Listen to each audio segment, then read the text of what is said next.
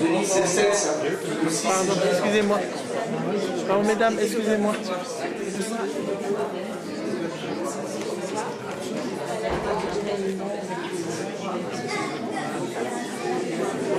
Ça, c'est 6.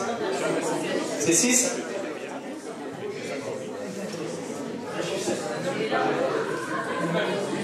I am covered by His blood, walking my faith, living in love. I am covered by His blood, Jesus I'm rescued me. I am covered.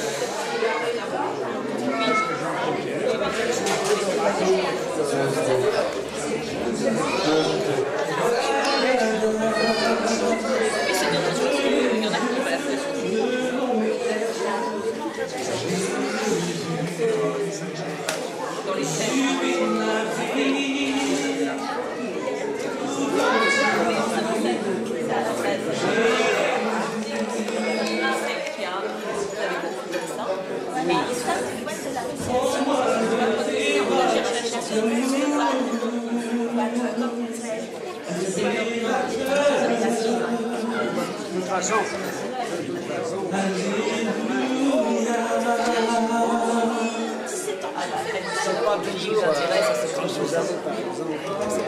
comme si vous prenez la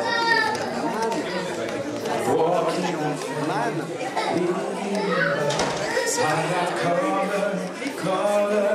Covered by His blood, Jesus has rescued me. I am covered. Ouais, tu peux monter. Ah, yeah. C'est I am covered. Et yes, si, yeah. Encore, tu peux monter. La fatigue est là. Et si. Walking by faith, living in love. I am covered by His blood. Jesus has rescued me. Jesus has rescued me. Yeah. Général? On a besoin de la note.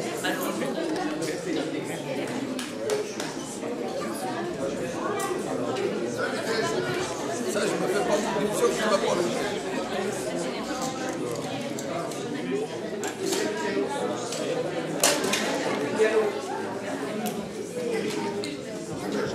C'est le piano et la guitare. Pardon?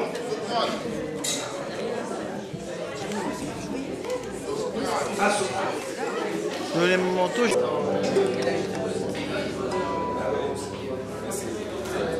Après, j'en aurai une sans pupitre, ce sera il n'y a pas de problème.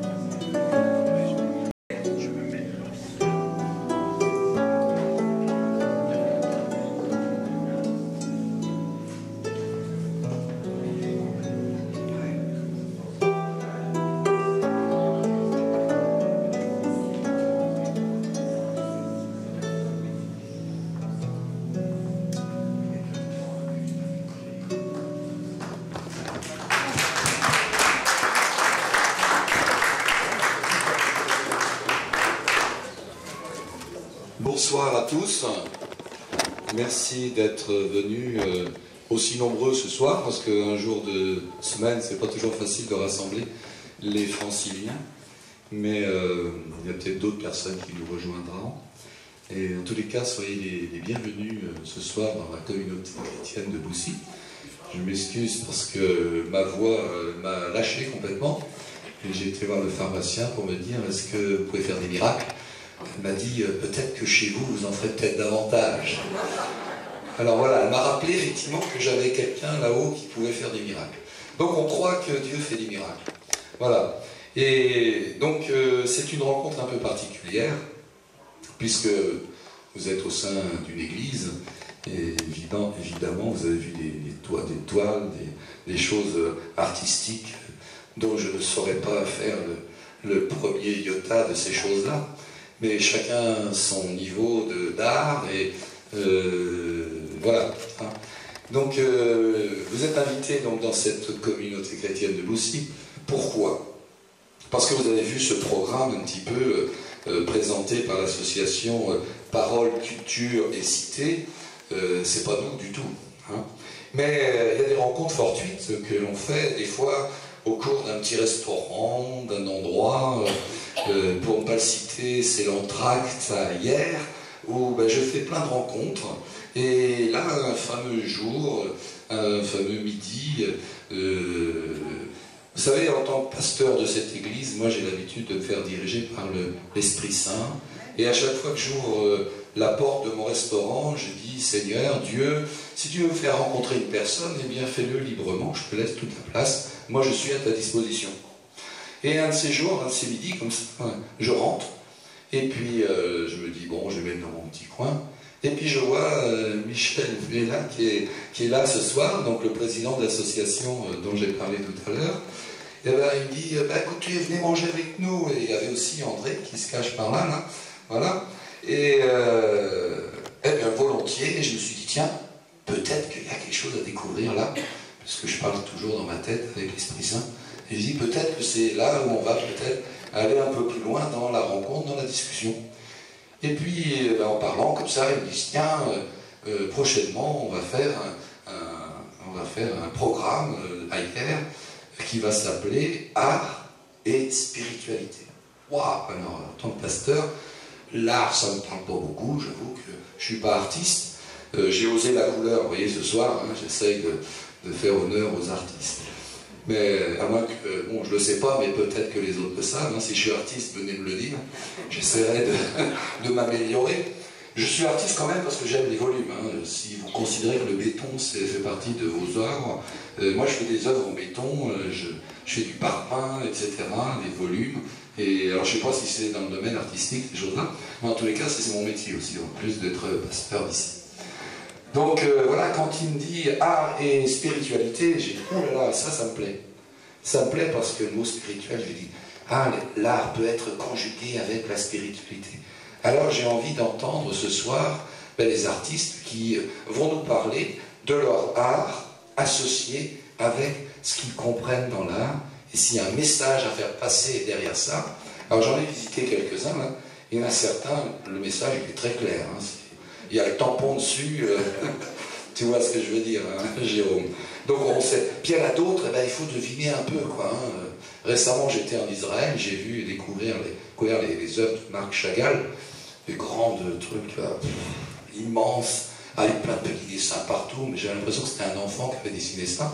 Et puis quand on m'a expliqué le fond des choses, j'ai dit, mais c'est un grand monsieur, parce qu'il a tout pensé, il a remis les choses en ordre, etc. Donc j'ai compris parce qu'on me l'a expliqué, quoi. Alors il y a certaines œuvres là dont on a besoin d'explications, et bien les artistes qui sont là vous en donneront bien volontiers, et c'est pour ça qu'on a fait cette table ronde ce soir. On n'est pas fort en géométrie parce qu'en fait c'est une table rectangulaire, on n'avait pas la table ronde, mais on va faire avec. Et c'est cette rencontre que je dis, rencontre fortuite, hasard de Dieu. Moi j'aime bien le hasard, on peut appeler providence, on peut appeler comme on le veut. Moi j'aime bien dire hasard avec un grand D majuscule.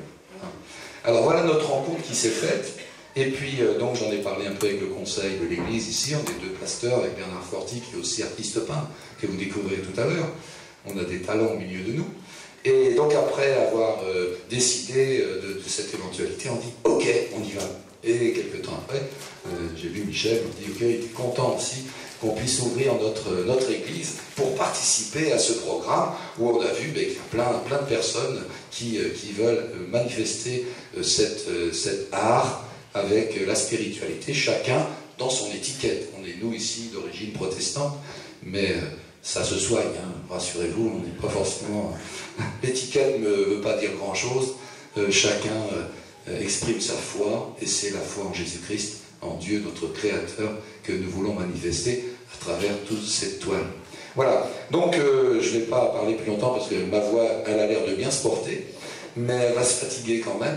Donc, je voulais donc laisser la parole quand même au président, donc Michel Mella, qui nous explique un petit peu aussi le bien fondé, parce que c'est pas la première année, et je pense qu'on aura sûrement des choses à faire encore. Donc je lui laisse quelques mots pour présenter un peu son association. Voilà.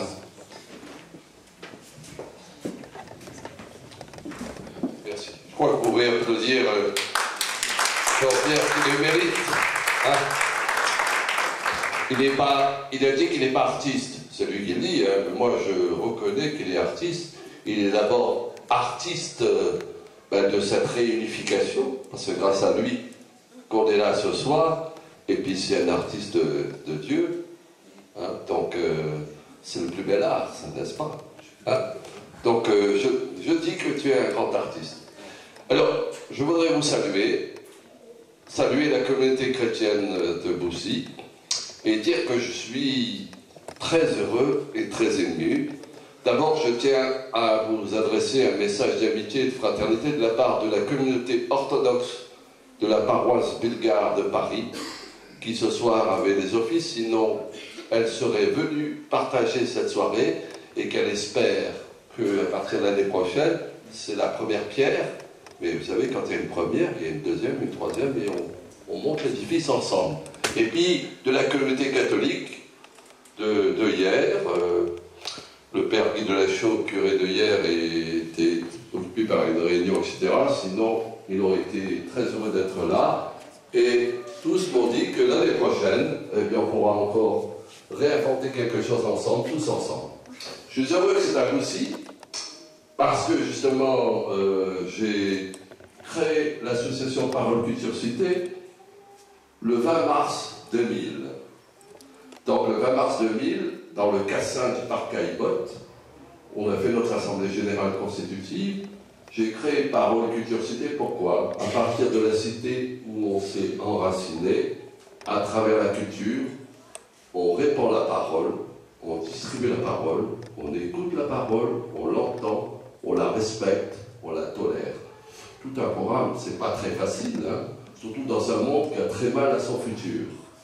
Donc, je pense qu'il faut cette parole à travers la culture, et c'est à travers cette mission d'être une courroie de transmission. Nous avons reçu de nos ancêtres, eh bien, un patrimoine culturel qui délivre des messages, à nous de les décoder, à nous de les trouver suivant notre éducation, suivant ce que nous avons reçu, nos possibilités, notre intelligence, notre ouverture d'esprit et de cœur.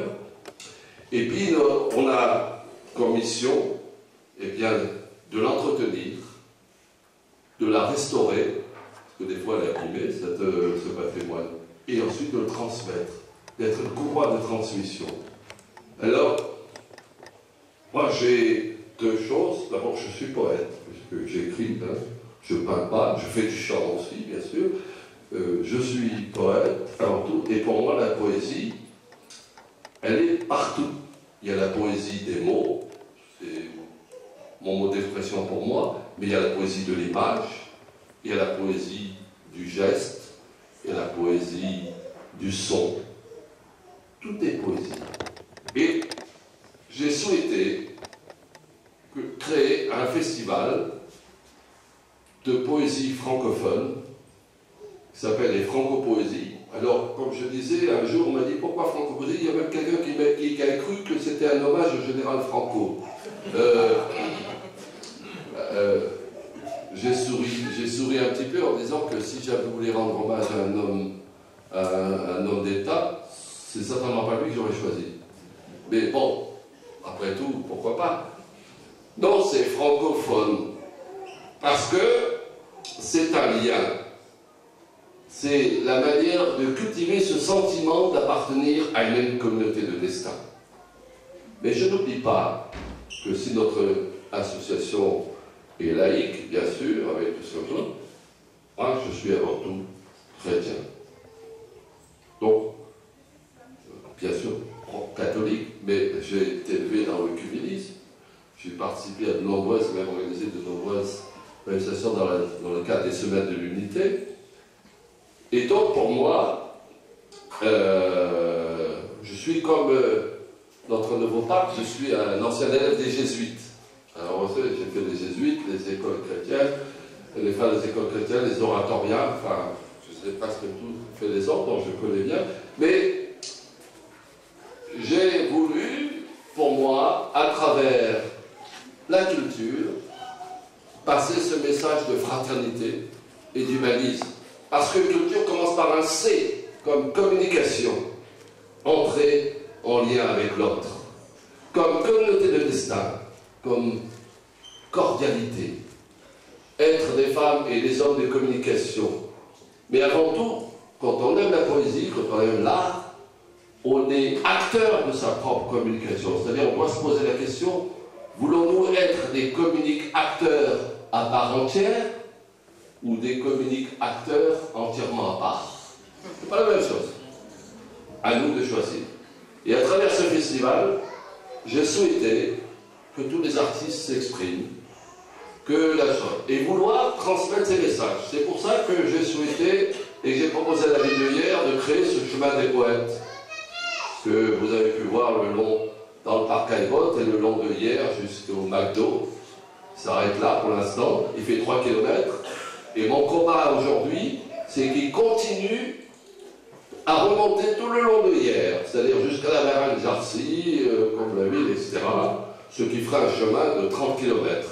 Et mon plus grand plaisir, moi qui habite en face du McDo, c'est de voir le week-end, quand il fait beau, des enfants se promener, tirer la main de leurs parents, de leurs grands-parents ou de leurs aînés, et d'aller lire ces poèmes sur un point.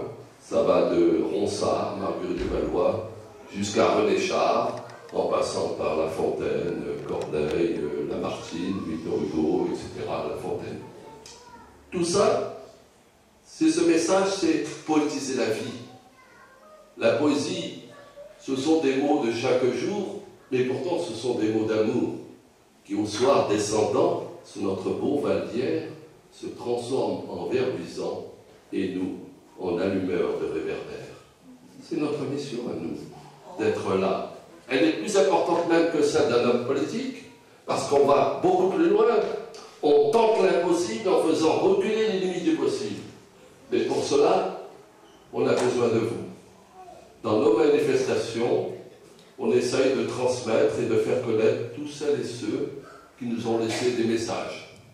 Par exemple, on a fait cette exposition, on met chaque année un pays à l'honneur. Cette année, c'est la Bulgarie.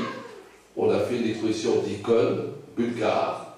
Et en 10 jours, on a reçu à l'Orangerie 1135 visiteurs. C'est pas mal pour une exposition.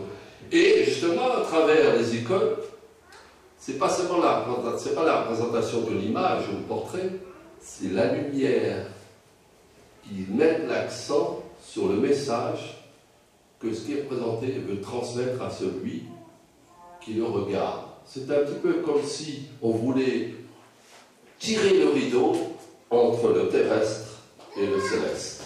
Eh bien, pour moi, c'est toute la mission qu'on a. C'est pourquoi je souhaite que tous les artistes du Val d'Hier, puisqu'on est sur tout le Val d'Hier, de l'Essonne, viennent nous rejoindre, viennent rejoindre par Culturcité, pour qu'on puisse constituer cette force vive, créatrice, imaginative, et qu'on mette ainsi, à notre manière, notre foi au service de ce message humaniste. Parce que beaucoup se disent, vous savez, j'ai constaté dans ma vie culturelle qu'on a beaucoup plus de Victor Hugo que de Victor Hugo.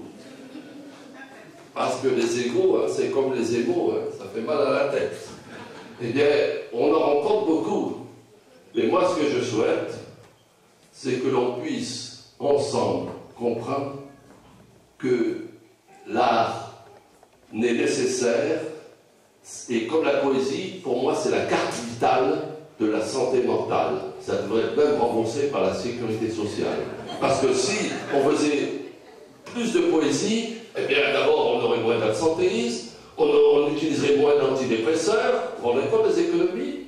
Eh bien, le trou de la sécurité sociale serait vite bouché, on en ferait une œuvre d'art. Eh bien, à nous de retrousser les manches, de s'unir pour construire, parce que l'homme a besoin de poésie, comme il a besoin de liberté, comme il a besoin d'amour, sinon il dépérit comme une grappe de raisin sur la branche divine morte. Et pour moi, la poésie comme l'amour, c'est la goutte divine qui tombe du ciel dans le calice de nos vies pour en adoucir l'amertume. C'est pourquoi je vous invite à venir participer aux deuxièmes manifestations de notre festival. On le termine. Vous avez la chance d'avoir tous les artistes. Je salue les artistes de Boussy et des environs de cette communauté. Je salue la qualité de vos œuvres qui n'ont d'égal que votre talent, votre compétence et surtout la profondeur du message que vous transmettez. Eh bien, je souhaite qu'ensemble, nous puissions apprendre bien mieux que dans un livre, car ensemble, nous aurons enfin compris qu'il faut aimer pour vivre et que pour pouvoir recevoir, il faut savoir donner. Merci ce soir de nous avoir tant donné par votre sourire, votre présence et votre talent. J'appelle sur vous et sur vos familles toutes les bénédictions du ciel. Merci pour ce merveilleux cadeau. Merci, Michel. Voilà. Je crois que si vous n'aimiez pas la poésie, je crois que ce soir, on pouvait mettre quelque chose dans la poche, parce que vous partez avec cet amour, effectivement, du mot, et de cette essence même qui nous vient de Dieu dans cette inspiration, qui nous rapproche du Créateur. Voilà. Alors, j'ai vu que vous avez apprécié tout à l'heure, pour l'avoir applaudi, c'est Esther Bardini, qui est professeure de harpe, poète aussi à ses œuvres, et vous entendrez tout à l'heure aussi quelques-uns de ses poèmes. Donc Esther Bardini fait partie de la communauté Étienne de Boussy, donc membre ici. Je la connais depuis de très très longues années. Je vais vous dire que c'est ma première secrétaire. Alors j'ai tout appris, la harpe, le français, la poésie, etc. Donc voilà, c'est avec une grande joie, et on peut l'applaudir, parce qu'elle a vraiment consacré son art aussi au service des autres. Voilà. Alors je crois que c'est le psaume 137, donc un des livres de la Bible sur lequel elle a été inspirée pour faire cette mélodie.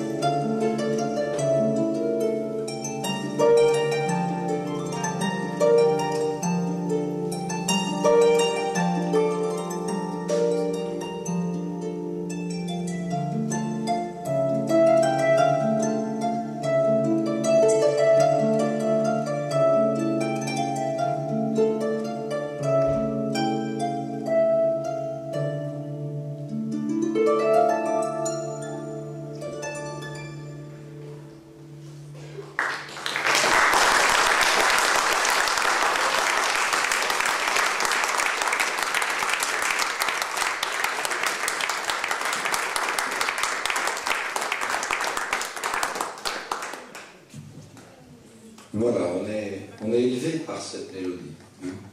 Si je devais vivre un peu plus longtemps, je crois que je me mettrais à prendre des cours de harpe. J'ai tellement envie de faire plein de choses qu'il faut que j'ai une vie comme les patriarches qui vivaient 700 ou 800 ans. Là, j'aurais le temps de tout faire. Mais on est béni par cette musique. Hein, c'était l'instrument préféré de David, hein, quand il était avec dans les pâturages, avec ses brebis. Et je crois que c'était une façon aussi d'adorer Dieu, le Créateur. Et je pense qu'on a, à travers cet instrument, beaucoup de richesse. Et on le ressent pleinement. Voilà, alors on va aller plus loin. Alors on a des poètes dans l'Église. Et on a un poète particulier qui est dans les rangs. C'est Christian Chémire, c'est le diacre ici de notre communauté. Mais il m'a demandé de trouver des interprètes pour donner ses poèmes. Alors j'ai appelé Sylvie, qui est pas loin. Et donc Sylvie va interpréter le premier poème de Christian Chémire. Je les ai relus un petit peu aujourd'hui, essayer de trouver ce qui s'adaptait à la situation. Alors peut-être qu'Esther, tu nous fais un petit moment musical de fond, pendant que Sylvie... Voilà. Et après c'est toi qui prends le relais pour le deuxième poème de Christian. Et c'est elle, voilà.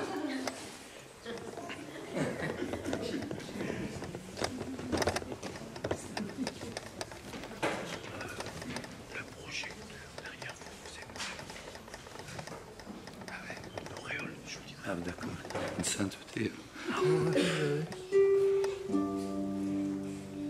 Arrive le temps de Christian Chémire. Arrive le temps d'une génération, arrive le temps de la nouvelle saison. Une génération qui cherche à trouver une raison par une moisson de patience qui fait vivre une tension. Arrive le temps des amours et de la compassion, arrive le temps d'un cœur épris et rempli d'attention. Une compassion qui ramène un esprit de révolution, l'attention à une vie sans parti et pleine d'émotions. Arrive le temps d'une grande mission, arrive le temps d'une passion. La mission d'une vie passée à rêver de sensations, la passion que le destin se plaît à réveiller sans restriction. Se faire une raison pour accepter un temps d'évolution, chasser la tension ou activer le temps d'une mutation. C'est là la vraie question d'une bonne émulation qui réveille en un temps à une grande révélation. Quand le temps arrive, c'est la manifestation. Quand arrive le temps, c'est la déclaration. La manifestation d'un cœur qui déborde de conviction par une déclaration qui appelle à de vraies solutions.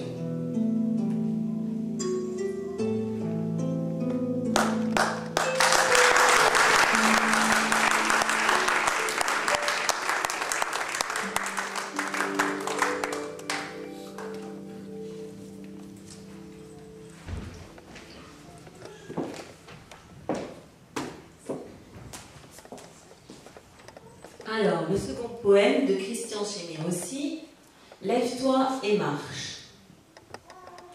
Lève-toi, mon enfant, et marche. L'aurore est déjà loin.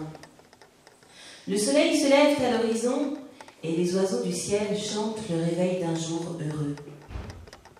Lève-toi, mon enfant, et marche, car il est déjà demain et tu es revêtu d'un autre habit. La porte du passé est fermée. Le printemps annonce un jour nouveau. Lève-toi, mon enfant, et marche. Les perdus font connaître aux pères leurs besoins et ils réclament leur dû. Et ils ont entendu parler de vérité. Ils veulent avoir un jour meilleur. Lève-toi, mon enfant, et marche. Tu tiens dans ta main la bannière du roi de toutes les gloires. Cours vers les affligés, les cœurs brisés, pour proclamer un jour de délivrance. Lève-toi, mon enfant, et marche. La terre est affolée, sans espoir.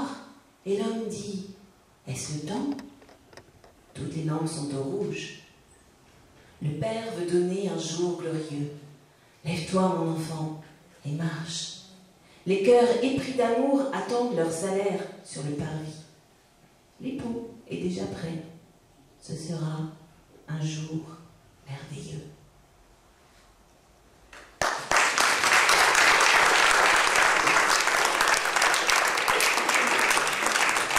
Merci à Sylvie et Esther. Voilà beaucoup de messages derrière toutes ces paroles. Et je crois qu'on a compris que notre nouvelle génération doit se lever, prendre le relais de ce qu'on a pu communiquer pour aller passer le message de l'espérance. Voilà ce que nous avons voulu dire dans ces deux, ce que Christian Chimie a voulu dire dans ces deux poèmes. Et donc j'espère que vous en avez perçu le message. Alors maintenant on va changer un peu de registre, on va aller chercher dans l'écriture. Et on a une amie, Michel, qui va pouvoir peut-être s'approcher maintenant. Donc pour nous parler d'un livre qu'elle a écrit elle-même, elle est écrivain, et elle va vous en parler plus que moi. Le titre de ce livre, c'est « Elle parole en parabole ». Donc elle va lire quelques extraits pour vous faire comprendre un peu le sens de la parabole, et je pense que je lui laisse toute la place maintenant. Hein, Michel. Merci. Je peux m'asseoir ? Oui. Excusez-moi de m'asseoir. Parce que faut que je...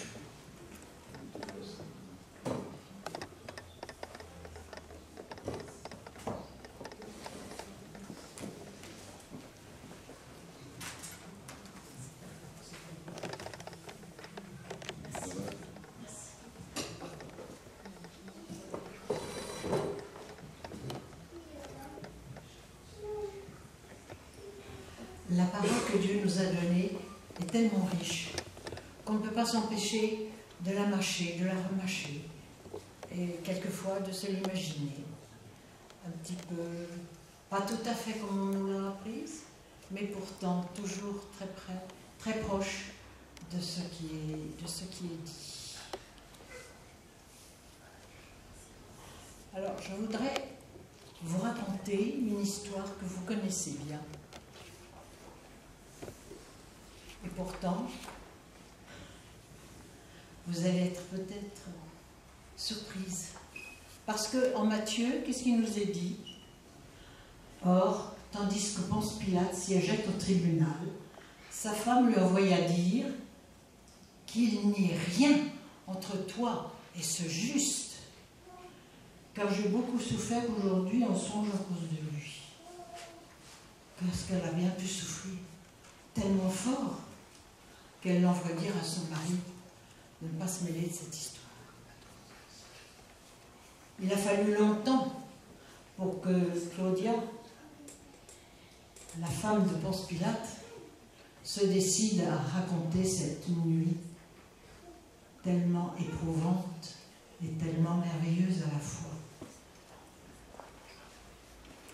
Alors, dans les jardins romains, à Rome, où elle se promenait, Claudia, bien des années ont passé, la vieille patricienne, prit le bras de la jeune femme qui l'accompagnait. Vous la connaissez, c'est Priscille, l'épouse d'Aquila. Je ne l'ai jamais raconté à personne, dit Claudia.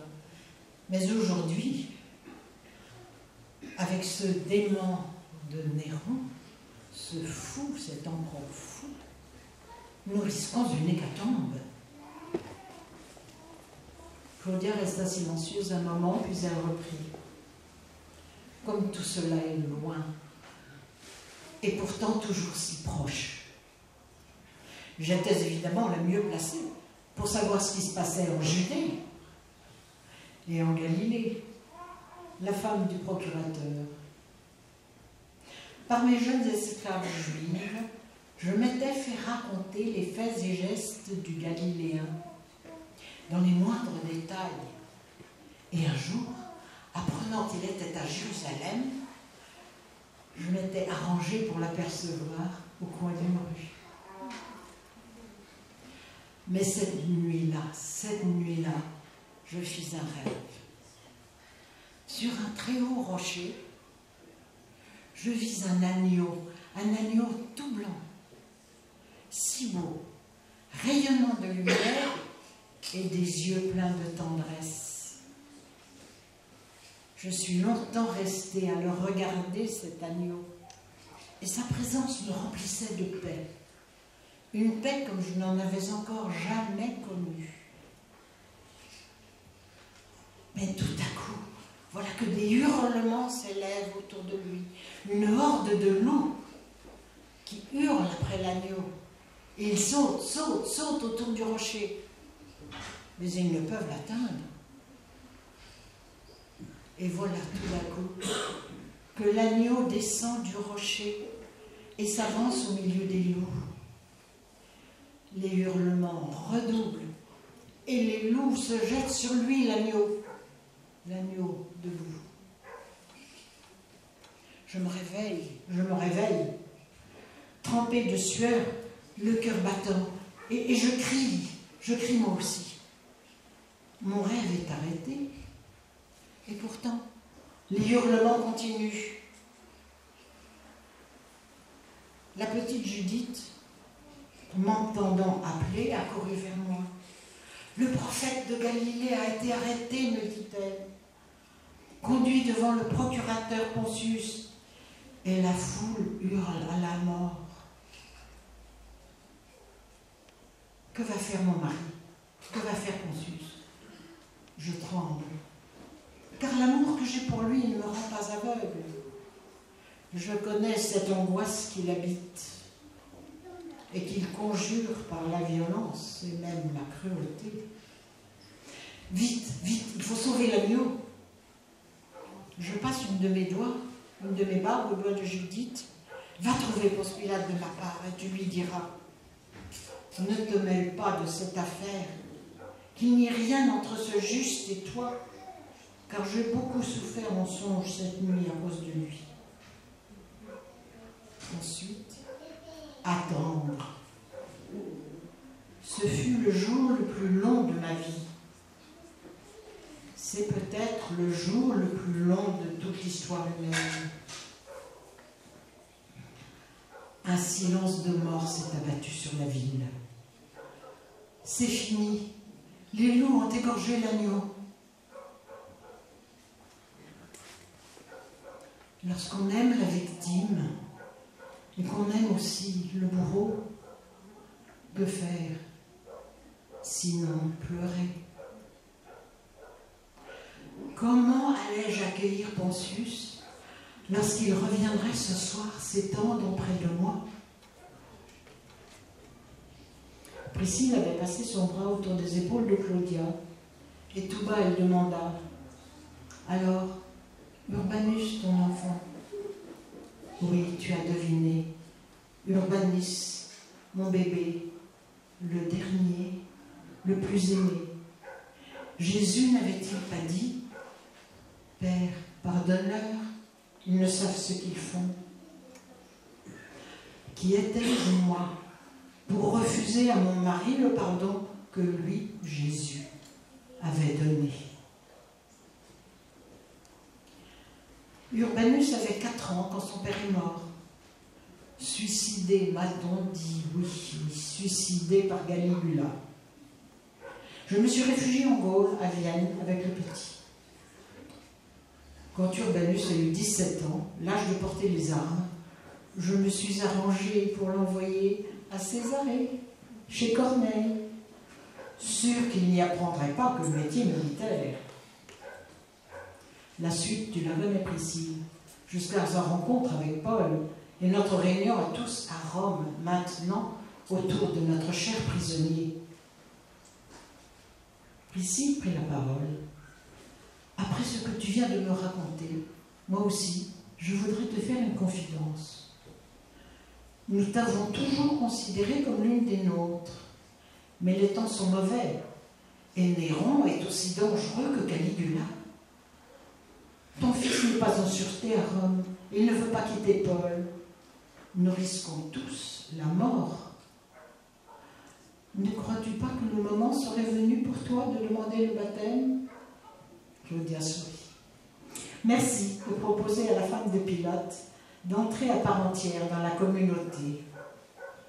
Mais je crois bien que j'ai été baptisée cette nuit-là dans le sang de l'agneau. Priscille réfléchit.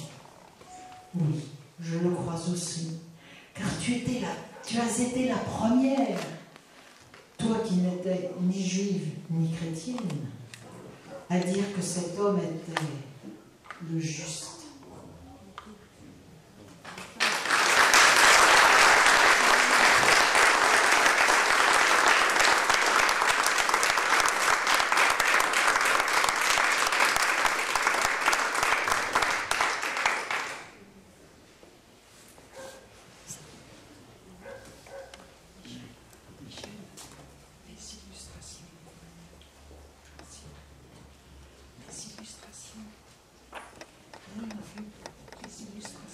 Vous avez la possibilité de voir donc et d'acheter ce livre sur la table à la sortie de la salle. Vous pourrez le feuilleter et si vous êtes intéressé, de l'acheter. À quel prix il est? 25 €.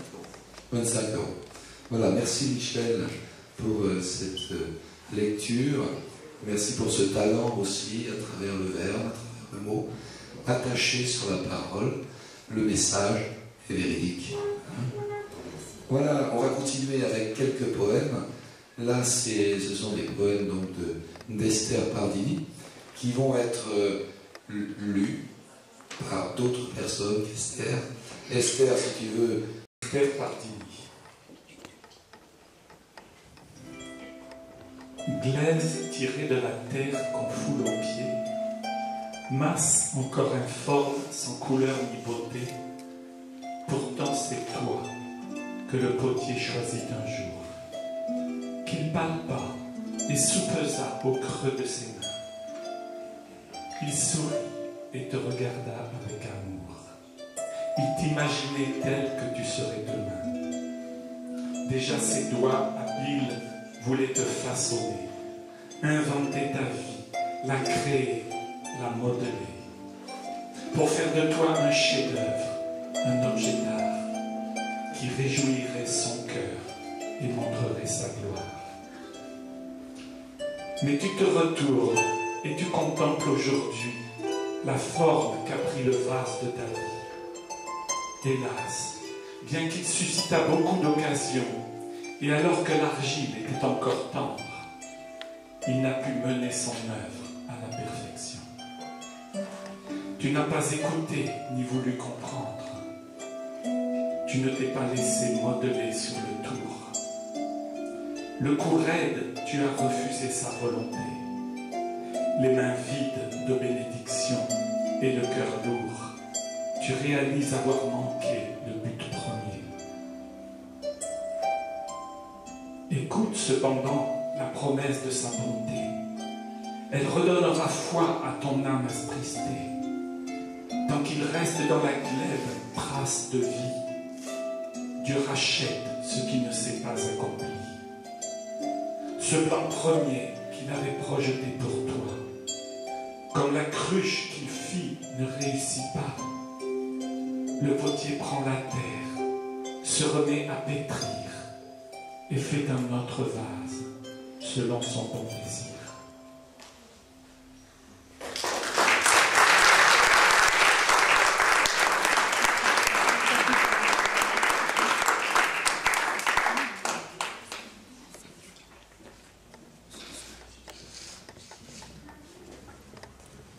Les yeux perdus d'Esther Pardini. Je n'oublierai jamais plus les yeux de l'enfant perdu. Il était là l'autre soir, au détour de cette gare. Ses yeux noirs mangeaient le monde, et il cherchait à la ronde un îlot s'accrocher, une raison d'espérer. Je n'oublierai jamais plus les yeux de l'enfant perdu. Il était là l'autre soir, sur les bords de ce trottoir, et quand il m'a regardé, je l'ai senti osciller entre la crainte et l'espoir, la fuite et l'envie d'y croire. Je n'oublierai jamais plus les yeux de l'enfant perdu. Oh, dites-moi, vous les grands, quel avenir reste-t-il à ce monde qui vacille, quand dans les yeux des enfants, les étoiles ont disparu, quand notre désespérance a noyé leur innocence? Je n'oublierai jamais plus les yeux de l'enfant perdu.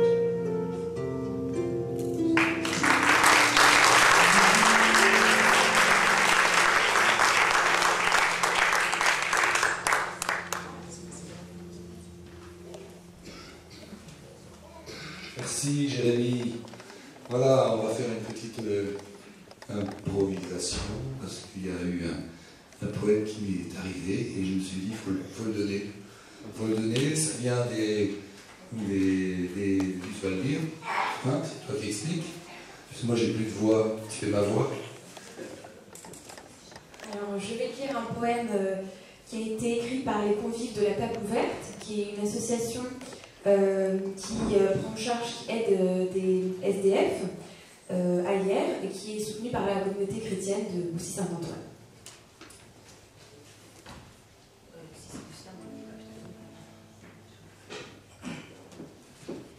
Si tu crois que la paix est possible, ne prépare jamais la guerre. Imagine cette grande fraternité entre nous, sur cette terre. Rêve du jour où nous vivrons sans conflit, dans un monde tolérant. Ne pense pas que ce sera facile, mais va de l'avant. Va vers les autres en les acceptant, tels qu'ils sont, blancs, jaunes, noirs, tous hommes poussière. Créés par Dieu pour engendrer l'amour, tous hommes frères. Va et fabrique, va et dynamise, va et solidarise, va et parle. Si ta voix se perd dans les méandres de tes souvenirs passés, si même cassée, elle exprime ce que tu es, si elle s'élève parfois dans une voix sans issue et que tu ne peux plus chanter, alors envoie tes mots, n'hésite plus. Tu dis que tu n'as pas le moindre souffle et que ta bouche résonne dans le noir. Pourtant, j'ai entendu les paroles de ta douleur et celles de ton espoir. Nous sommes là, mains ouvertes, au cœur de la lutte, potiers et joueurs de flûte. Mêlons nos voix pour poser un défi au monde. Toi, tu serais porte-parole au-delà des ombres. Toi, et toi, et toi de la basse à l'aigu. Ferez-vous chorus pour chanter dans les rues? Le chant des hommes, c'est beau, c'est émouvant. C'est comme un bel étang d'eau pure, qui ne serait pas infesté de serpents. Écoutons le silence de la non-violence. Levons l'ancre, levons le voile. Plantons un olivier. Tout au fond de nos consciences indignées, cherchons la liberté. Nous qui venons de loin, nous qui allons au loin, hissons haut nos voix, à l'unisson, et soyons des témoins.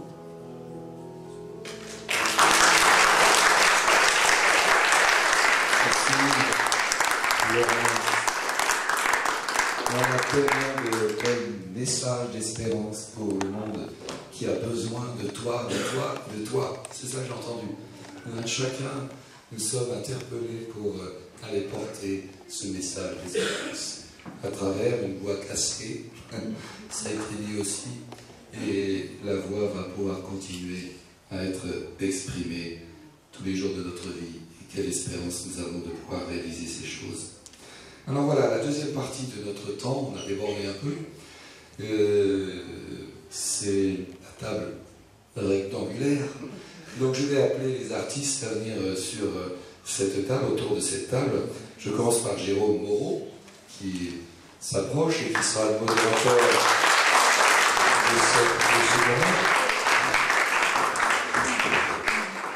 Il est professeur d'art plastique, donc à Brunois, un ami de longue date qu'on utilise avec joie régulièrement. Il est aussi musicien, il a une grande famille, on est vraiment béni de les avoir régulièrement dans notre communauté. Voilà, Jérôme Moreau. On appelle aussi Bernard Forti, artiste, peintre, mais il est également pasteur de la communauté, comme je l'ai dit tout à l'heure. Et puis à ses heures perdues, il est fonctionnaire, employé à la poste de Brunois. Voilà, pour la présentation. Il y a Françoise Henry, Je viens de passer...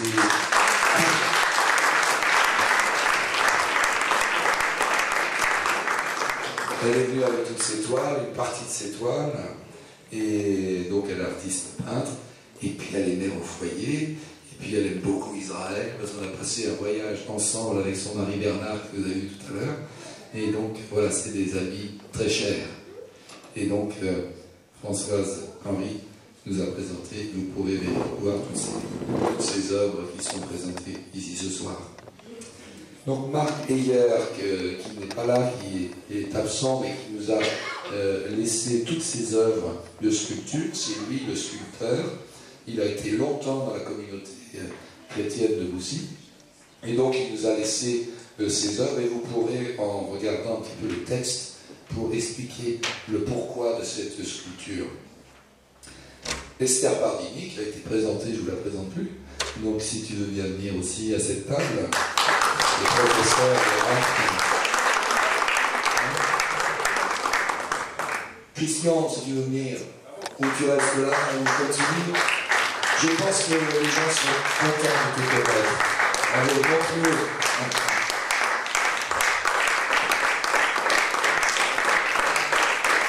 Voilà, Christian est retraité. Et diacre donc de la communauté, il est toujours à droite et à gauche. On ne peut pas vivre sans lui, quoi. Avec son épouse aussi, qui ne se cache pas. Et c'est un retraité de France Télécom. Encore une bonne occasion de présenter les gens qui sont dans des grosses sociétés. Michel Longit, si tu veux bien venir aussi partager cette table.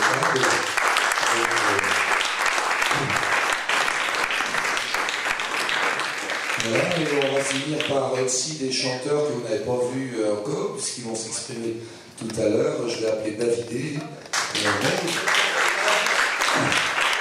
représente derrière lui toute une équipe, donc aussi dans le chant, dans le gospel. Donc voilà. Alors, j'ai fait le tour, je pense pas en avoir oublié.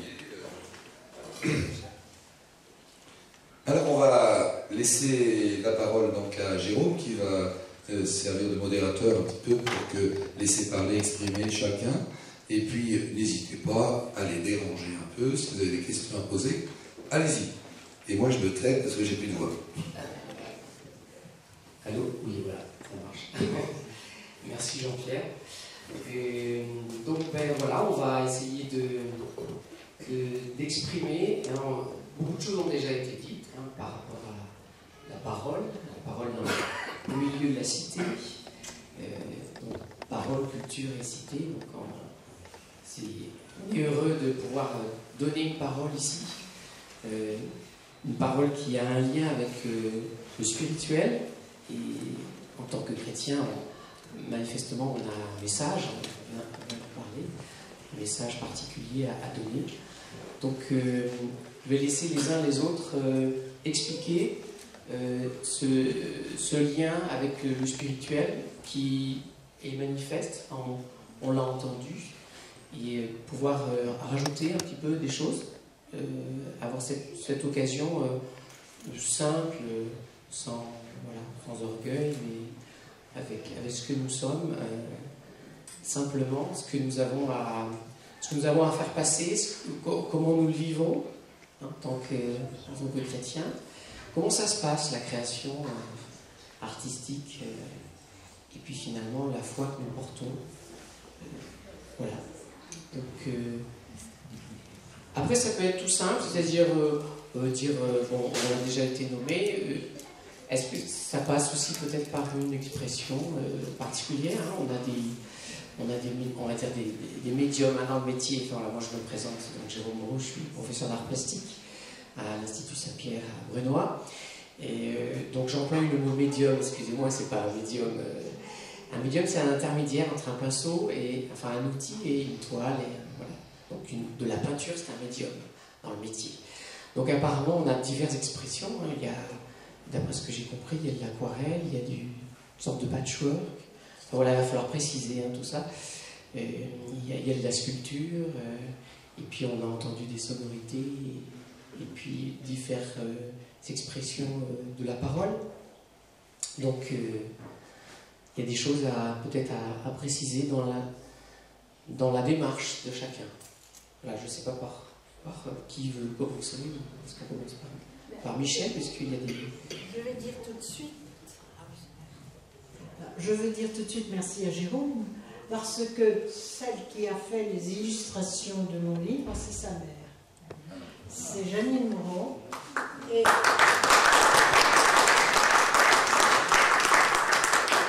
ça a été pour moi une grande joie, parce qu'elle fait une peinture symbolique. Alors, on comprend mieux, elle fait resplendir, elle a allumé ce que moi j'ai écrit. Alors, je voudrais vraiment la remercier. Elle habite Marseille, moi je vis dans la région parisienne, mais enfin, on se rencontre en Christ.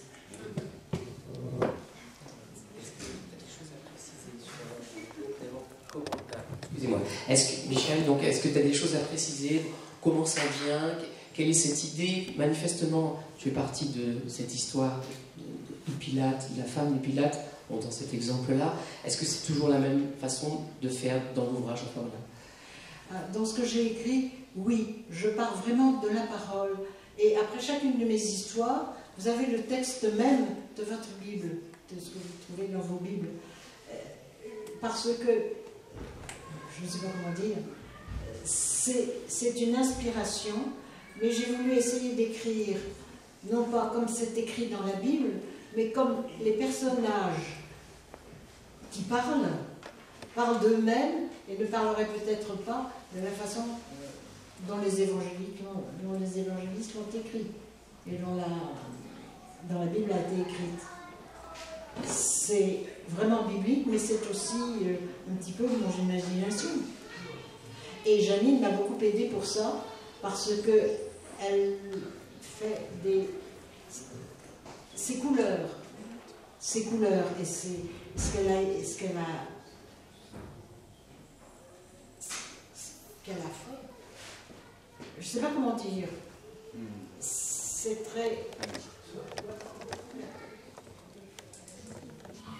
C'est très beau. Voir la couverture.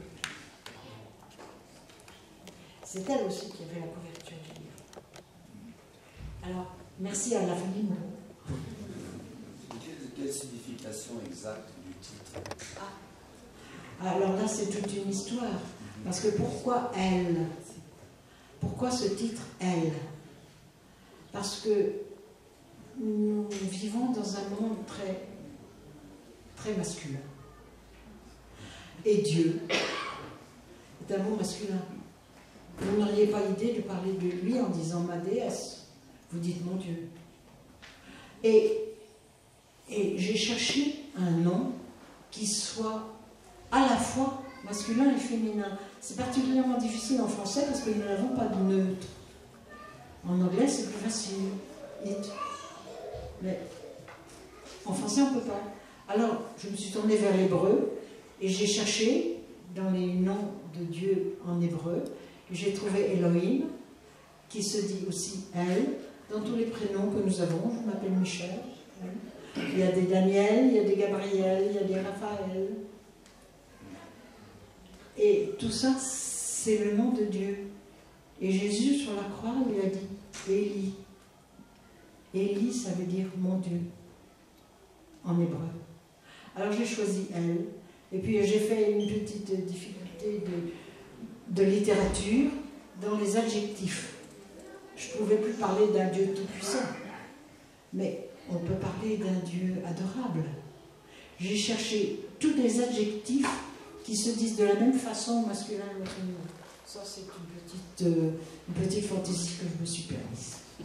Merci.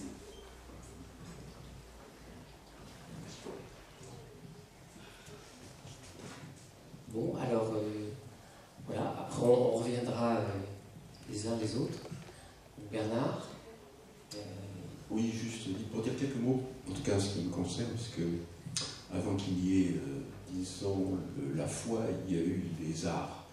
Donc c'est un peu mon cheminement, parce que j'ai commencé très jeune.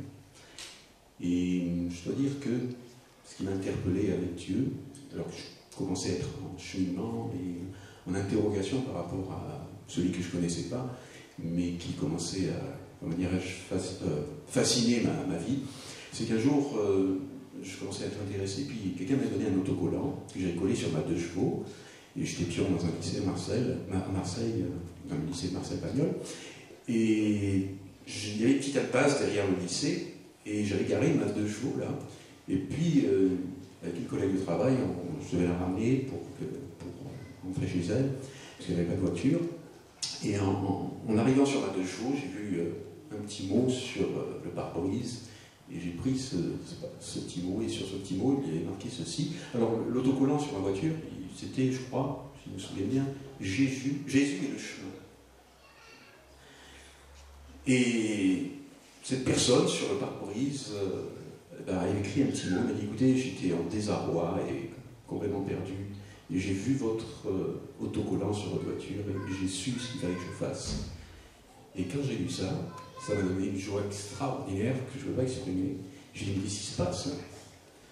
Et j'ai compris que la parole de Dieu était créatrice, et que le premier des créateurs, c'était ce Dieu merveilleux qui pouvait, rien qu'avec un mot, transformer peut-être une vie, bouleverser. Je ne sais pas ce qu'il est devenu ces personnes, je ne la connaissais pas, je ne l'ai jamais revue, mais je me suis dit quand même, ça m'a interpellé, j'ai dit, mais Dieu est quand même beaucoup plus grand que je peux l'imaginer.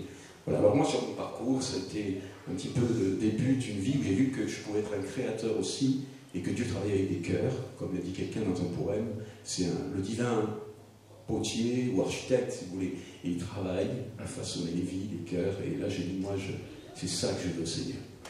Et ma vocation a un petit peu changé, puisque après, avec les années, je suis pasteur aussi. Voilà. Bon, mais alors, tu nous as présenté 2 toiles quand même, là, ici. Oui, voilà. Alors, une des toiles, c'est la plus grande, là, qui est ici, qui s'appelle la Veste d'Éden. Je ne sais pas si Jean-Pierre, tu peux la retourner légèrement. Alors, ça a une histoire, parce que c'est juste avant de faire cette expérience spirituelle profonde, je dirais. Voilà. Donc, c'est la seule toile que j'ai eue mentalement dans ma tête, et c'était peut-être 2 ans avant de vraiment, disons, me connecter à Jésus-Christ, hein, d'une façon personnelle. Et ce tableau m'a parlé beaucoup, parce qu'en fait, c'était moi, le personnage que vous voyez, qui est assez incohérent d'ailleurs. Il n'y a qu'une chose positive dans ce tableau, c'est qu'il se dirige vers la lumière. Et c'est vraiment ce qui m'est arrivé. Voilà. Je ne connaissais pas du tout Jésus, ce n'était pas du tout ma tasse de thé, mais j'étais vraiment en recherche, et puis Dieu me disait, voilà, avance-toi, laisse-toi faire, et va vers la lumière. C'est ce que j'ai fait avec ce personnage-là, que vous voyez un peu monstrueux, et l'autre petit qui est très imbriqué, ben, c'était moi en fait. C'est très disparate à l'intérieur, peut-être comme on peut l'être tous. Hein. Alors j'espère que je suis un peu plus construit aujourd'hui, mais si je le suis, c'est grâce à Dieu. Voilà, parce que je ne savais pas vers où j'allais, Dieu le savait, heureusement, et puis à un moment donné de mon histoire, comme Jésus l'a fait quand il a rencontré Pierre le pêcheur, il a dit, viens, suis-moi. Et moi, c'est ce que j'ai fait. Voilà, j'ai voulu le suivre, et ça a été le début d'une nouvelle vie. Voilà. Que je vous souhaite également, comme expérience de faire. Bon, donc, moi, j'ai envie de dire, art et spiritualité, c'est quelque chose quelque chose de toi, qui est exprimé dans la toile, donc une implication personnelle que l'on retrouve aussi dans un art qui n'est pas forcément spirituel, mais qui est quand même très présent dans une démarche chrétienne, avec l'idée de la lumière, qui fait quand même partie de notre culture, de notre patrimoine chrétien. Voilà, je dénature pas. Voilà, et l'autre tableau que vous voyez, ça s'appelle Possession. En fait, c'est un tableau que j'ai fait en 3e. Donc je vais voir peut-être, je ne sais pas quel âge on a avec la 3e, 14 ans, voilà. Et c'est le tableau en fait qui, là aussi, j'avais un peu abandonné la foi, je dois dire. Et c'est un tableau qui est quand même troublant parce que Procession, c'est quand même des gens, des personnages qui sont en mouvement. Et là aussi, je pense que c'est quelque chose qui a parlé de mon cœur. Et quand j'ai montré ça à mon professeur d'art plastique, il s'appelait Henri Girard, le chénier des mains de peintre, très connu, qui est toujours connu d'ailleurs. Eh bien, il m'a dit, écoute Bernard, si tu veux, je peux te donner des cours particuliers. Donc ça a été pour moi, c'était un peintre qui avait son atelier sur la Canebière, donc de Marseille, et qui avait un très grand atelier, et qui était quelqu'un qui me fascinait beaucoup, j'aimais beaucoup ses œuvres. Voilà, donc ça a été un peu le début d'une démarche qui m'a repoussé et reboosté vers les études, puisque à part le français et les arts plastiques, il n'y a pas grand-chose qui m'intéressait d'autre. Mais donc, à la fin de ma scolarité, où j'ai rien fichu, à part la peinture, mon professeur de dessin m'a donné un coup de pied magistral dans tout le monde, dans toute la classe, mais c'est ce qui m'a reboosté pour refaire un cycle, et puis essayer d'avoir mon bac, et puis une licence en artistique. Voilà. Merci.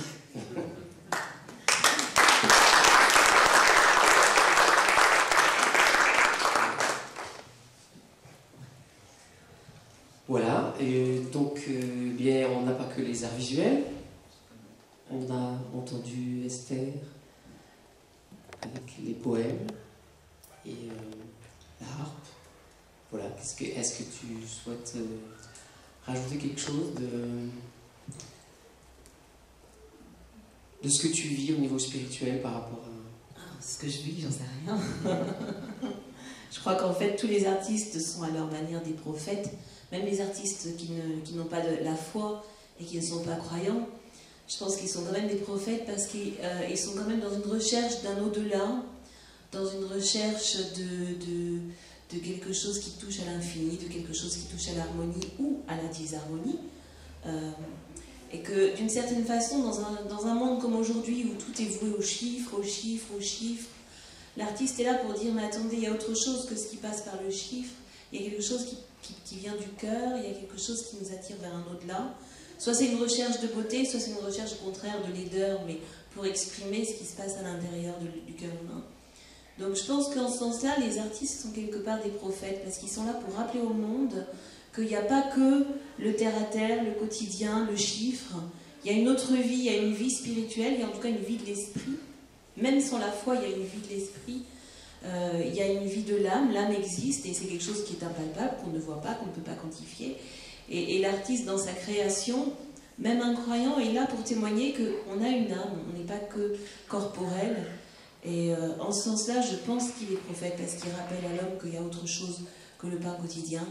Et quand on a la foi, eh ben, on se dit, oui, cette autre chose, c'est ce désir de créer, en fait, nous vient de celui qui nous a créés. On a été à l'image, on a été fait à l'image du Créateur. Donc je pense que c'est normal qu'on ait toujours cette aspiration de faire, de recréer quelque chose, quoi, bien que ce soit beaucoup plus modeste.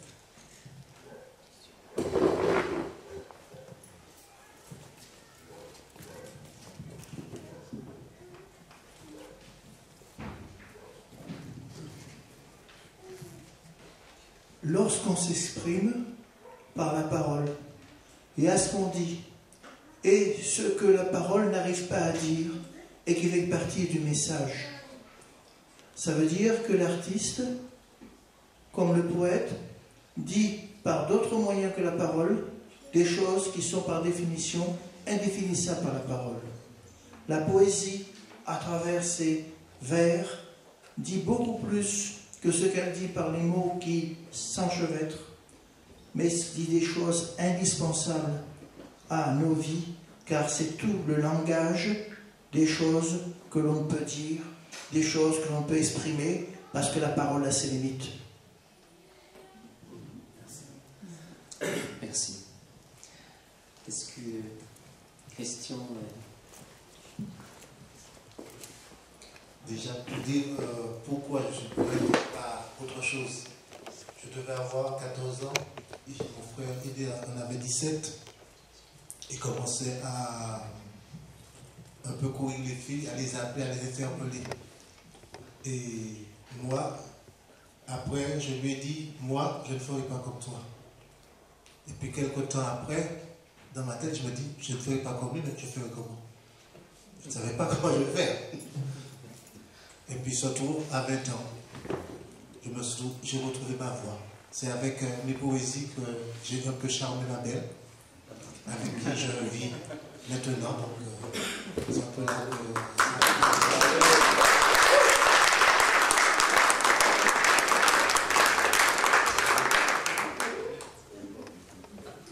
Et puis en 2001, disons que mes poésies ont pris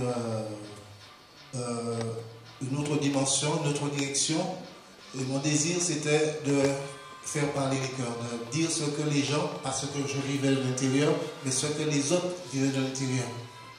Et pas mal de ceux qui l'ont lu se sont aussi reconnus à travers ce que j'exprimais. Et donc c'était ce défi. Mais je suis aussi un poète, je dirais, vagabond. Donc on pourra voir, disons que 18 ans peuvent passer avant que je n'écrive quoi que ce soit. Et puis, après une fécondité, ben, disons peut-être tous les mois, il y aura une poésie qui arrive. Mais j'aime comme ça. Ça, je ne sais pas, c'est aussi pour moi une façon de m'exprimer, de peut-être aussi de ne pas tomber dans la déprime, hein, d'exprimer ce que je vis de l'intérieur et des écrits.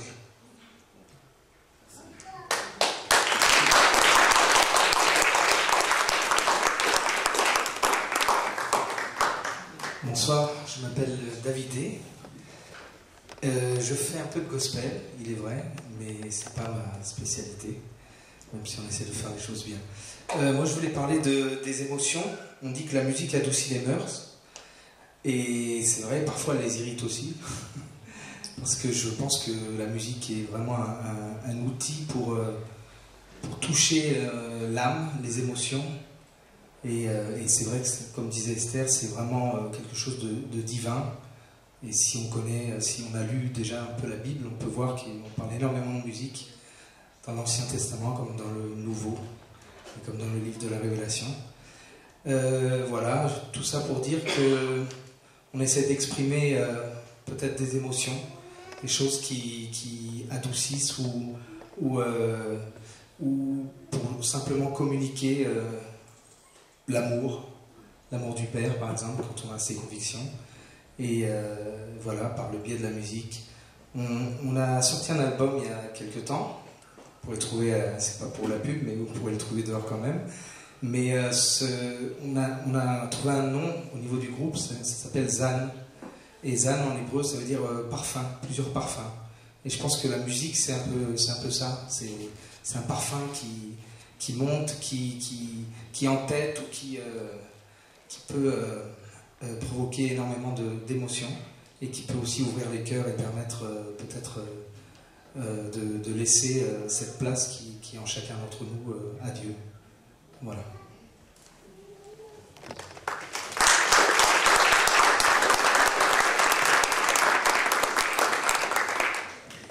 Alors, comme disait Michel tout à l'heure, il y a des noms avec elle dedans. Et mon nom de jeune fille, c'est Plumelle, comme une plume avec un L, plume de Dieu. Et je me suis découvert ces possibilités de faire de la peinture et puis d'autres choses très tard, parce que l'aquarelle, j'ai dû m'y mettre vers 2006, parce que je venais de perdre beaucoup de monde autour de moi, des gens très chers. Et en même temps, j'avais tous les enfants qui partaient de la maison, qui allaient de l'école primaire au collège, donc ils rentraient pas le midi. Et je me disais, je vais rester toute la journée toute seule, avec toutes ces douleurs en moi. Et pendant les vacances, je suis tombée sur un livre d'aquarelle. Je ne connaissais pas ce que c'était une aquarelle, j'en avais jamais vu de ma vie. Et quand je suis tombée sur ce livre, je me suis dit, mais c'est magnifique. Et au retour, je me suis dit, je vais faire de l'aquarelle chez moi, dans ma petite cuisine. Et je me suis mise à l'aquarelle. Et depuis, j'en ai fait quelques-unes. Et je fais aussi un peu de carton-plume, un peu comme du patchwork. Mais c'est pas cousu, c'est incrusté dans du carton. Et celle-ci, ces œuvres-là, on m'avait demandé de faire quelque chose pour des conventions chrétiennes, des expositions. Et j'ai prié le Seigneur pour qu'il m'inspire. Et la première chose que j'ai faite, je ne savais pas faire, mais je me suis lancée. Et après avoir eu la vision du tableau, j'ai choisi les tissus. Et c'est Jérusalem.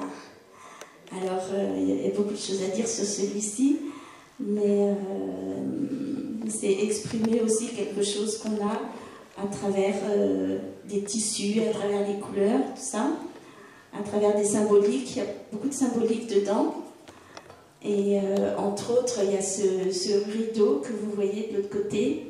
Et c'est le voile qui nous voile les yeux sur la révélation, des révélations qu'on peut avoir. Et que le Seigneur pousse ce voile pour nous révéler des choses. Et entre autres choses, voilà, si vous voulez des détails sur ce panneau, je pourrais vous donner tout à l'heure. Et sinon, dans les aquarelles aussi là-bas, vous pouvez voir aussi comme une cage avec un oiseau qui s'envole. Et la clé de cette ouverture, pour moi, c'est Yeshua, Jésus, le Messie. Et merci. Et avec la clé aussi de cette ouverture de prison, c'est l'amour, le pardon, la foi et l'espérance. Et à travers aussi toutes ces choses que je fais, il y a aussi la photo. Jean-Pierre peut témoigner que je m'arrête souvent pour faire des photos, mais à chaque fois que je vois quelque chose, je me dis « Ah, ça irait bien pour exprimer quelque chose ». Et je pense tout de suite à des versets de la parole, en fait, que ce soit avec les peintures ou avec les photos. Je pense tout de suite la connexion entre ce que je vois et ce que je peux faire passer avec la parole de Dieu. Voilà, et c'est ça qui me passionne, c'est de trouver aussi la parole, le message qui va avec. Alors des fois, il y a des choses qui parlent d'elles-mêmes, on n'a pas besoin, mais des fois, j'aime bien porter cette parole à travers les versets. Voilà, alors entre autres aussi, vous pourrez voir un berger. Je note juste celui-là parce que à l'origine de ma conversion, eh bien, c'était la parabole du bon berger qui ramène sa brebis perdue. Et ça ne m'a pas quitté depuis. Ça fait plus de 30 ans que j'ai ce thème à cœur du bon berger qui nous rapporte, qui va nous chercher dans les épines de la vie et qui nous amène dans des bons pâturages et qui prend soin de nous. Voilà. Merci.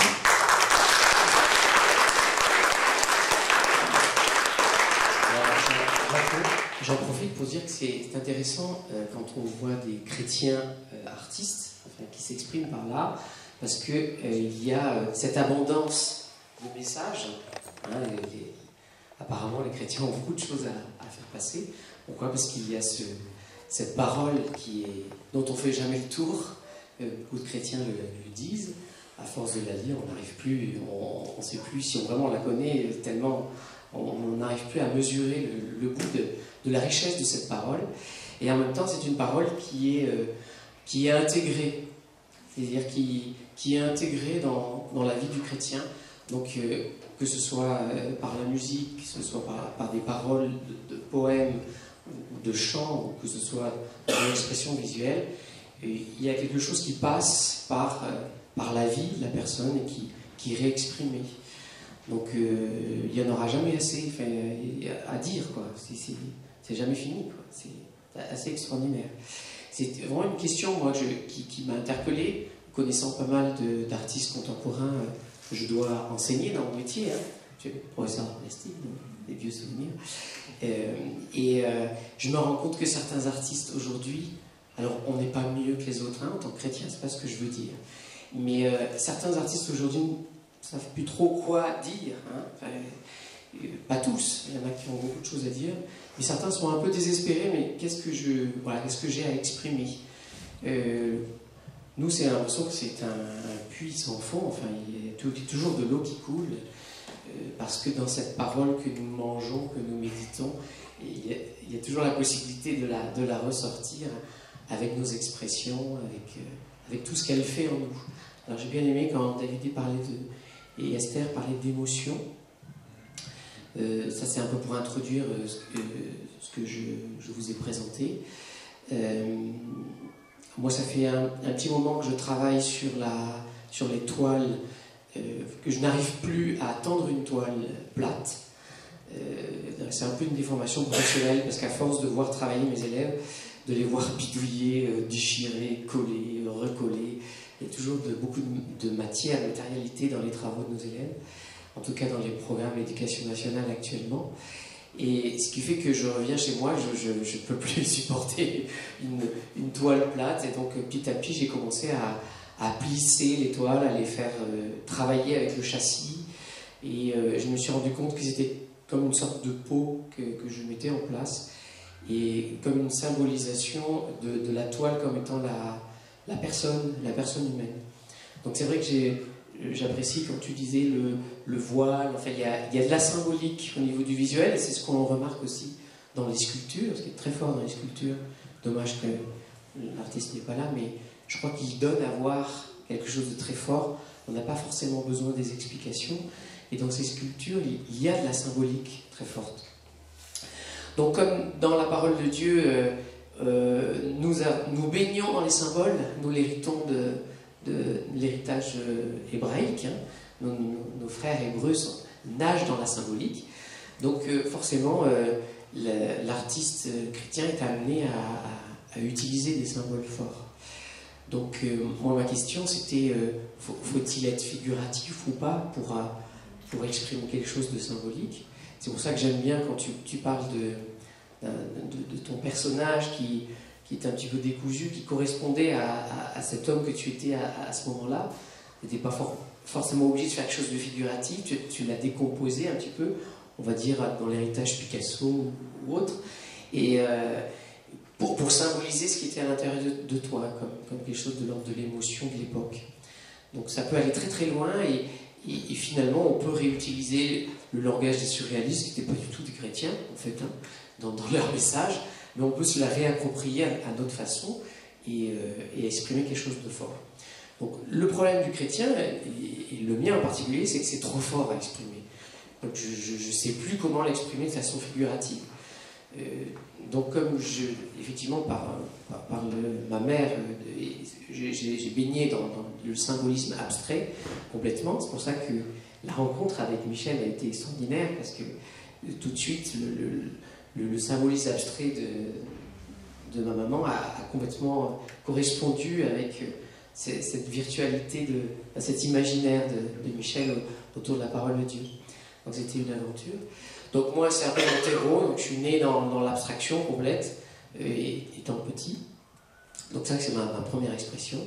Mais c'est une vraie question. En tant que chrétien, faut-il avoir la générosité d'être explicite et de donner à voir quelque chose qui est fort et qui dit, donc quitte à écrire. Et c'est encore ma question. C'est pour ça que j'ai certaines toiles, celles qui parlent du cœur solitaire.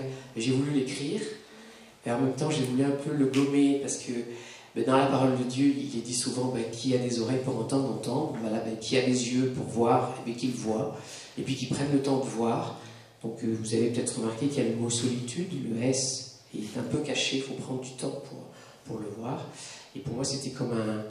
Voilà, j'en suis là au niveau toute une réflexion autour de la solitude de chacun de nous, la façon dont on peut être seul, même avec soi-même, et combien Dieu, en tout cas c'est ce que je vis, combien Dieu vient combler cette carence que nous avons affective, parce que nos parents n'ont pas pu tout, n'ont pas pu tout combler, mais lui peut le combler. Moi je peux en témoigner avec joie. Donc c'est pour ça que mes plis sont devenus pour moi, alors j'ai prié, hein, j'ai bien aimé quand tu disais la prière, je crois que nous tous c'est vraiment le point commun, eh bien on crée avec la prière. Alors la prière en créant, la prière avant, après, enfin c'est quand même cette relation avec ce Dieu d'amour qui fait qu'il y a quelque chose qui s'exprime dans notre art. Donc là, moi je me suis demandé longtemps, mais pourquoi je fais des plis, à quoi ça sert, enfin c'est cette histoire, et je sentais que Dieu me disait, mets ça de côté, puis tu verras, je vais trouver un sens dans tout ça. Et donc ça fait longtemps que je les ai fait, tous ces plis-là, et puis avec désespérance, j'ai attendu près de vie. Donc j'ai pour habitude de les mettre dans des sacs en plastique, pour pas que ça prenne la poussière, et puis j'ai ressorti petit à petit. Et là, en priant, je sentais vraiment que ces creux, ces plis, c'était vraiment la symbolique de la carence. Nous sommes tous dans une carence affective. Voilà, c'est pas pour faire du psycho et du dolorisme, mais je pense que c'est très fort. Donc du coup, j'aime beaucoup la matière, je suis très matiériste, et de par ma mère aussi, et puis par goût, en enseignant les matiéristes et en travaillant avec la matière avec mes élèves, je jubile à chaque fois qu'il y a de la matière. Donc j'ai compris qu'il y avait la possibilité d'utiliser la cire, que j'aime beaucoup, la cire de bougie, parce que quand elle coule, pour moi visuellement, elle est comme l'huile d'onction. Voilà. Et comme dans notre foi, et particulièrement dans cette église, je pense, en tout cas pour l'avoir vécu dans la louange, il y a de la part de Dieu un amour qui vient du Saint-Esprit, voilà, c'est notre culture, qui est comme de l'huile, on appelle ça de l'onction. L'huile, c'est quelque chose qui se répand, et qui se répand non seulement dans le temple de Dieu que nous sommes, mais aussi un peu partout autour de nous, il y a comme quelque chose qui se répand, qui est de l'ordre de l'amour de Dieu. Et quand je fais couler cette cire dans cette carence, dans ce creux, elle se répand et elle prend une forme qui pour moi, voilà, c'est le symbole de l'onction de Dieu. Donc ce que j'ai voulu exprimer dans le grand que tu as appris tout à l'heure, c'est cette grande aile qui est là, dans laquelle j'ai rajouté une pierre précieuse, qui est un petit peu comme nous, et j'ai repris le psaume 91, qui me travaille beaucoup en ce moment. Et quand j'ai du mal à m'endormir, je lis le début avec la première phrase, avec la traduction de Chouraki. C'est assis au secret du suprême. Ça, c'est très poétique. Hein. Les psaumes, David était vraiment un poète. Assis au secret du suprême, je nuite à l'ombre d'El Shaddai. C'est la traduction du début du psaume 91. Et moi, une fois que j'ai lu ça, pouf, je m'endors dans la paix. Pourquoi? Parce que s'asseoir dans le secret, être caché en Dieu, voilà, c'est comme ça qu'on l'exprime, on l'a déjà partagé certainement ici dans cette église, caché en Dieu, plus de problème. Et je peux être comme ça, lové comme dans cette cire, dans cette pierre qui est comme ça, tranquillement dans cette cire rose, à l'ombre d'El Shaddai. Donc je suis dans cette protection sous ses ailes. Donc ça, c'est cette douceur que je vis avec Dieu et que j'essaie d'exprimer dans certaines de ses toiles. Et puis, je suis allé un petit peu plus loin, et comme, voilà, avec mon épouse, on est parfois en mission auprès de personnes qui ont besoin de guérison intérieure. Ce qu'on appelle la guérison intérieure, on vit un peu de l'écoute des personnes, et nous le vivons d'abord pour nous. Et c'est vrai que moi, dans mes émotions, alors on en a parlé, nos émotions ne sont pas toujours cucu des petits oiseaux. Voilà. Donc, les émotions, dans notre histoire, il y a des blessures. Et il y a une série d'émotions qu'on appelle les émotions toxiques. Hein, la jalousie, la peur, l'amertume, la haine de soi. Voilà. Moi, j'ai ressenti, depuis mon adolescence, de par un rejet, beaucoup l'ont vécu, c'est un peu notre point commun, de par un rejet, j'ai ressenti la haine de moi. Voilà. Et je peux dire que Dieu m'a guéri. Dans cette relation d'amour, Dieu m'a guéri de la haine de moi. Et ça, je vais l'exprimer un jour, coûte que coûte. Mais j'ai voulu commencer une série qui s'appelle les liens de servitude. Donc c'est pour ça qu'il y a un S, un gros lien. Je me promène au bord de la plage et je vais chercher des vieux bouts de bateaux. Je fais pas mal de voiles, donc c'est pour ça que les toiles sont très tendues avec des plis. Je suis toujours émerveillé de la force du vent dans les voiles. C'est une vraie louange. Et puis là, pour une fois, donc sur une toile toute plate, j'ai collé ce lien qui a été arraché. J'ai voulu, alors je suis allé plus loin. Et donc là, c'est mon questionnement par rapport à est-ce qu'un chrétien doit être charitablement explicite, dire annoncer quelque chose de clair, ou est-ce qu'on doit laisser ce mystère un petit peu. C'est pour ça que je crois qu'on peut se permettre de passer par le figuratif, clairement exprimé, et qui peut vraiment faire jubiler les yeux de nos spectateurs, qu'à un moment donné, rester comme dans la sculpture ou autre. Hein. C'est vrai qu'on peut se demander, même dans une musique, il y a quelque chose qui part, qui est éphémère, qui s'en va pas. Et comme il était exprimé tout à l'heure dans la poésie, il y a quelque chose qui nous échappe et qui est mystérieux. Et puis à un moment donné, moi je me sens interpellé à être explicite fortement. Donc je dirais que c'est la démarche coup de poing. Quoi. Et Dieu s'exprime de façon très, de temps en temps, directement. Donc voilà, c'est dans cette attitude-là que j'ai fait ça, et notamment c'est le début d'une série qui s'appelle Les liens de servitude. C'est un petit peu ce que nous sommes tous appelés à guérir de nos émotions. Donc c'est un peu dur. Je pense qu'on peut pleurer devant cette toile. Il ne faut pas hésiter à le faire. Et la suite des autres liens de servitude, je recherche je recherche toujours dans la symbolique des verrous un peu abîmés, donc je fais les encombrants en ce moment pour coller les verrous, et je vais essayer de parler de la peur, les verrous de la peur. Voilà.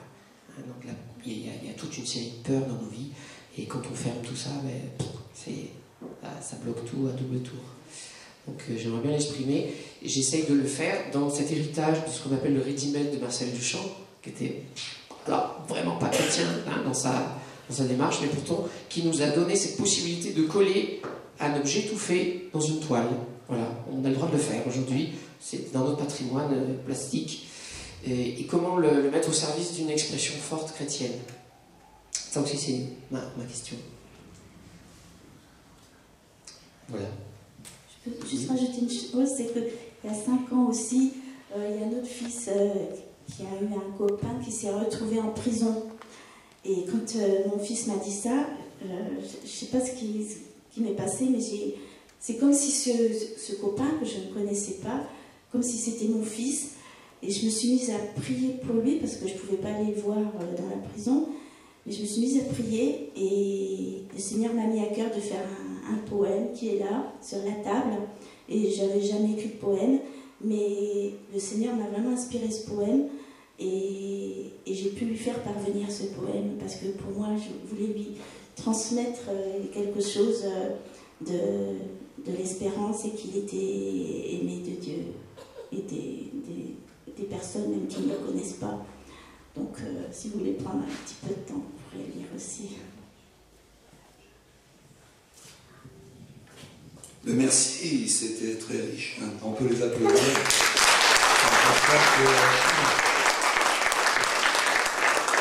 Ça vaut les plus belles prédications que vous avez déjà entendues ici à Bussy, par Bernard, par tous les autres. Donc c'est riche en fait d'enseignement, et vraiment je suis... ouais, j'en ai pris beaucoup là. Je ne sais pas si vous êtes comme moi. Oui, vous voulez rajouter quelque chose?